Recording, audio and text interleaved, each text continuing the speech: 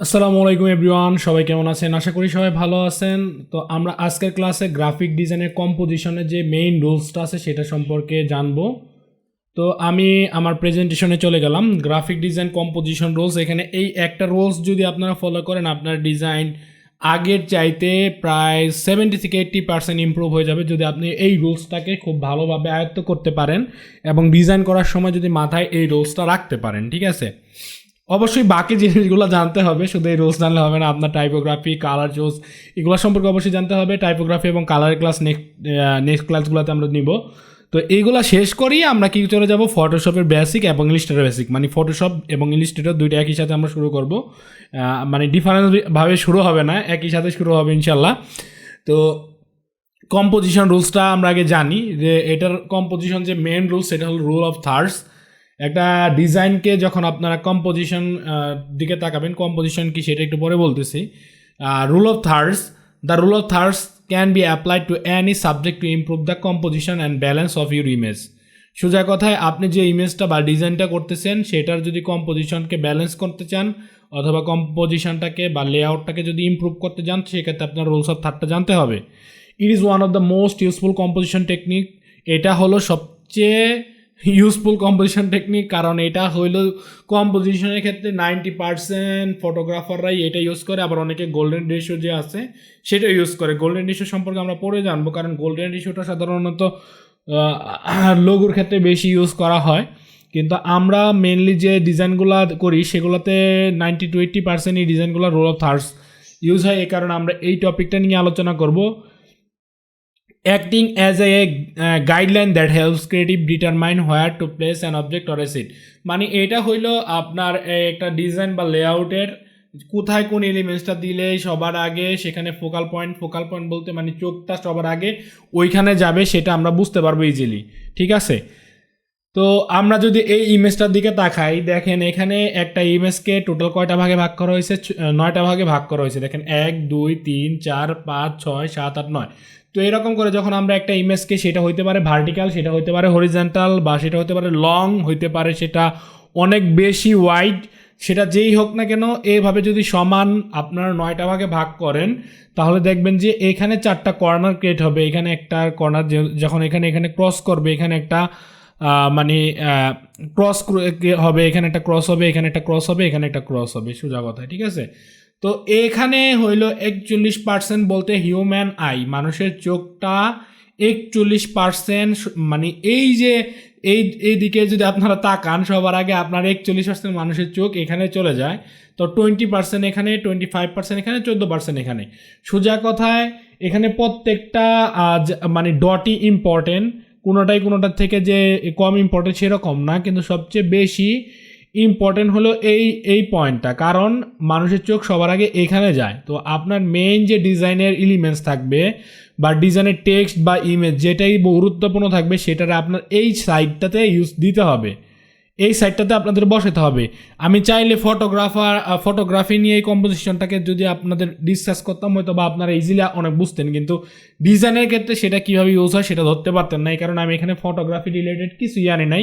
এই রুলটা ফটোগ্রাফির ক্ষেত্রেও কিন্তু অনেক বেশি ইউজ হয়। তো এখানে 41%, এখানে 20%, মানে এটার থেকে প্রায় অর্ধেক হলো এখানে। ঠিক আছে, অর্ধেক এখানে। তাহলে দেখেন সবচেয়ে বেশি হইলো এখানে, তারপরে এখানে, তারপরে এখানে, তারপরে এখানে।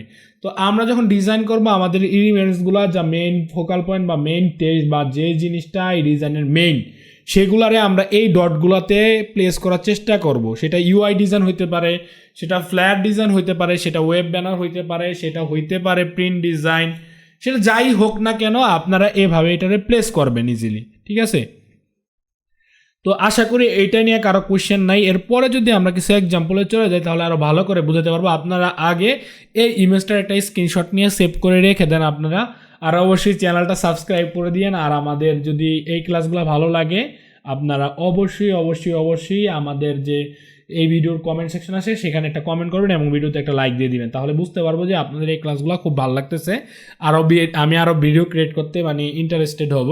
তো আমরা এরপরের স্লাইডে যদি চলে যাই, দেখেন এখানে একটা ডিজাইন আমি আনছি। এই ডিজাইনটা আসলে তার ক্রেডিটটা দেওয়া হয় নাই, আমি একটু তাড়াহুড়া করতে গিয়ে ক্রেডিটটা দিয়ে পাইনি, তো ড্রিবল থেকে আনছি।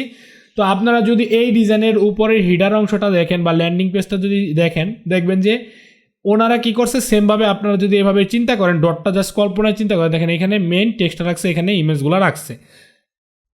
তাহলে আমরা একটু ব্যাকে যাই, তাহলে 20% আর 14%, টোটাল 34।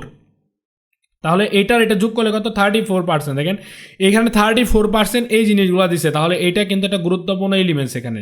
আর এখানে দেখেন আপনি কি করছে 41 আর 25, সেটা হলো আপনার 60, 66 আপনার এই সাইডে দিয়ে রাখছে, মানে 66%। তো আপনারা দেখেন যখন এই ডিজাইনের দিকে তাকাবেন, দেখবেন যে এই দিকে আপনার চোখটা সবার আগে যাইতেছে বা এই দিকে আপনার চোখটা আগে যাইতেছে। তো এটাই হলো আমাদের যে ডিজাইনের রুলস, সেটা ডিজাইনের সঠিকভাবে যদি কম্পোজিশন করেন এবং ব্যালেন্স করতে যান, এই রুলসটা আপনার জানতে হবে। সেমভাবে দেখেন এখানে একদমই অনেক জোসভাবে এখানে মেইন ইম্পর্টেন্ট ফোকাল পয়েন্টটাকে ওরা দিয়েছে ইমেজ দিয়ে, এরপরে এখানে দিছে বাকি অংশটা সেম। এই ডিজাইনটাও যদি চিন্তা করেন, দেখেন এখানে টেক্সট দিছে, এখানে মানে রুলসগুলা কিন্তু সেম। দেখেন এখানেও সেম, এখানে কিছু টেক্সট এলিমেন্টস দিছে, তারপরে এখানে কিছু ইমেজ দিয়ে এটা করছে, ঠিক আছে। সেম যদি আপনি এই পোর্শনটাতে তাকান সেম, এই পোর্শনটাতে তাকান সেম, এইদিকে তাকান সেম, মানে সবগুলাতেই কিন্তু সেম ওয়েতে ফলো করে ডিজাইনটা করা হয়েছে। তারপরে এইটার দিকেও যদি আপনারা তাকান, দেখেন যে এখানে জুতাটাকে আপনার এদিকে রাখা হয়েছে এবং টেক্সটগুলারে এই সাইডে রাখা হয়েছে, ঠিক আছে। তো এটাও কিন্তু রুলস অফ থার্ড ইউজ করা হয়েছে এখানে। তারপর আপনারা যদি এই ফ্লেয়ারটা দেখি, এটা ফ্রি পিক থেকে নেওয়া, কার যেন মন নাই।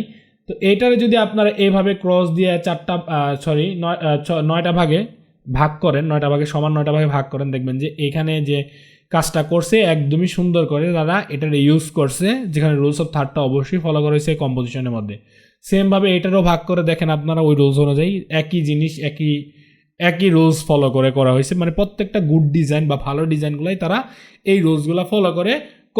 তো আমরা যখন ডিজাইন করতে যাব, অবশ্যই আমাদের এই জিনিসগুলো মাথায় রাখতে হবে যে আমরা আমাদের এই যে রুলসটা আছে, রুল অফ থার্ড, এটা আমরা ঠিকভাবে ইউজ করতে পারতেছি কিনা। যদি আমরা ঠিকভাবে ইউজ করতে পারি, আমাদের ডিজাইনটা যারা দেখবে তাদের কাছে মানে প্রথম দেখাই সে বুঝতে পারবে যে আসলে আমরা কি এখানে মিন করতে চাইছি।